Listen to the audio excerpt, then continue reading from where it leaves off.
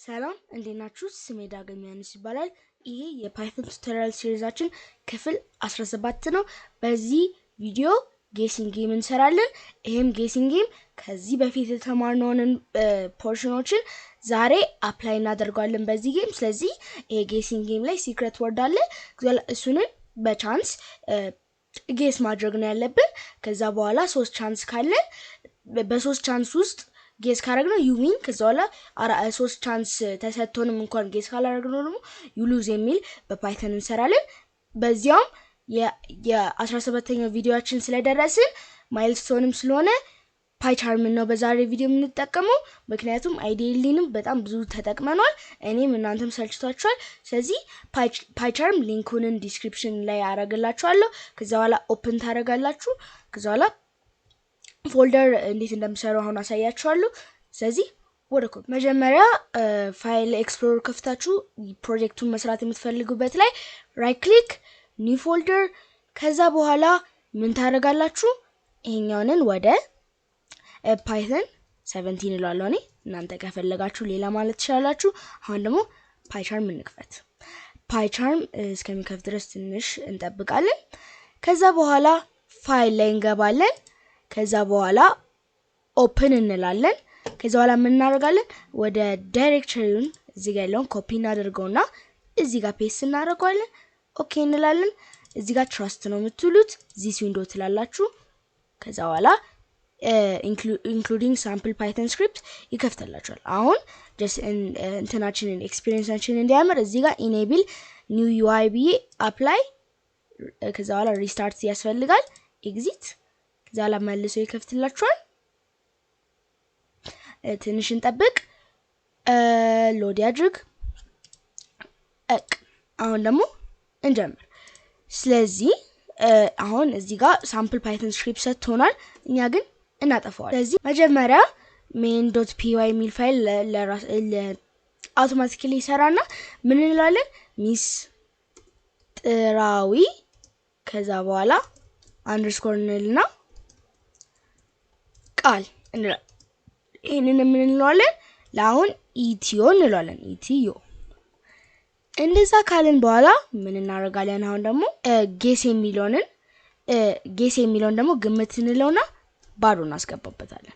አሁን ደግሞ ዋይል ከዛ በኋላ ዋይል ሚስተር ግምት is not equals to this ሚስተራዊ ቃል ምን ማድረግ እንችላለን? ግምት equals to input ግምቱን አስገባ እለዋለሁ። ኮለን እናደርጋለን እንደዚህ። አሁን ራን እናድርገው። እንደምታያችሁ ግምቱን አስገባ።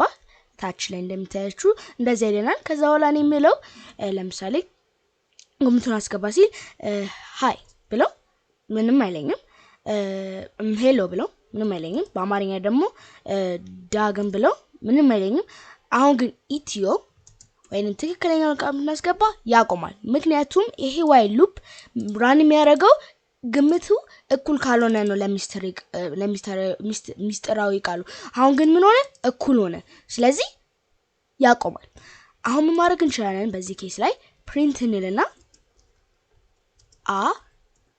አሸንፈሃል እንልና ራን እናደርጋለን። አሁን ደግሞ አሁን ዳግም ብንል አሁን ደግሞ ኢትዮ ኢትዮ ብንል አሸንፈሃል ብሎ ፕሪንት ያደርግልኛል። ስለዚህ አሁን አንዴ ላስረዳችሁ ይሄን ፓርት። ሚስጥራዊ ቃሉን ወደ ኢትዮ ሴት አድርገናል፣ ግምት ደግሞ ወደ ባዶ። ከዛ በኋላ ዋይል ግምት is not equal to ሚስጥራዊ ቃል።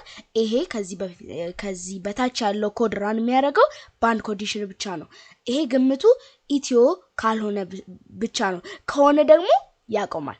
ሲያቆም ደግሞ ሉፑን ስለሚጨርስ ፕሪንት አሸንፈሃል ይላል። ግን ካልሆነ ደግሞ ይሄኛውን ግምት ምን እንደሆነ አስገባ ብሎ ይጠይቃል። ስለዚህ አሁን ምን ማድረግ አለብን? እንደምታዩ ራን ብናደርገው ኢንፊኒት ታይምስ ነው እንትን የሚጠይቀን። ስለዚህ እኔ እንደዚህ ምናምን ብለው መቼም አያልቅም። ስለዚህ ምን ማድረግ አለብን? አሁን ቻንሶቹን የጌስ ሊሚት ያስፈልገናል። ይሄኛውን የጌስ ሊሚት ለ3 እናድርገው። ከዛ በኋላ 3 ትራዮች አሉት። በ3 ትራዮች ኮምፕሊት ካላደረገ ዩ ሉዝ እንላለን።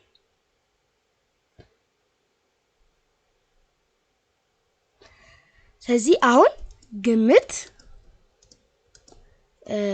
ብዛት እንልና ይሄኛውን ወደ 0 ሴት እናደርጋለን ከዛ በኋላ የግምት መጠኑን ደግሞ ምን እንለዋለን 3 ከ3 በላይ ማድረግ የለበትም አሁን ደግሞ የግምት ይቅርታ እዚህ ጋር ግምት የሚለውን ኮፒ ላድርጎና እዚህ ጋር ደግሞ ምን እንለዋለን ውጪ ኳልስቱ ለአሁን ፎልስ እንለዋለን አሁን እንደዚህ ካልን በኋላ ማድረግ